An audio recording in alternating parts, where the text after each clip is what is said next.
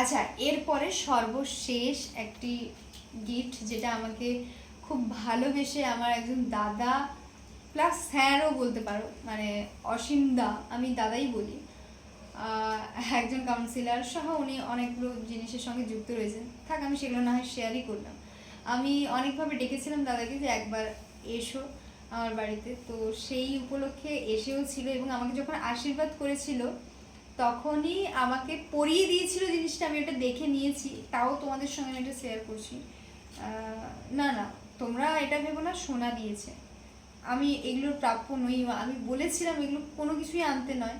তাও আমাকে অসীমদা মেসেজ করে বলছে যে আমি যদি কখনো না থাকি তাহলে এই জিনিসটা তোমার কাছে সব থেকে বেশি মনে রাখবে, এটা তোমার কাছে সব থেকে বেশি অমূল্য হয়ে থাকবে। আমি তখন ভাবলাম হ্যাঁ সত্যিই তাই।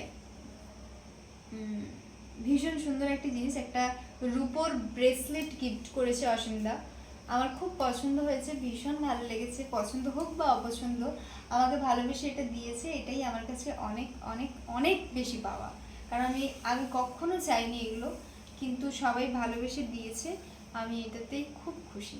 খুব ভালো থেকো অসীমদা, আমাকে আশীর্বাদ করো যাতে ভালো জায়গায় পৌঁছতে পারি।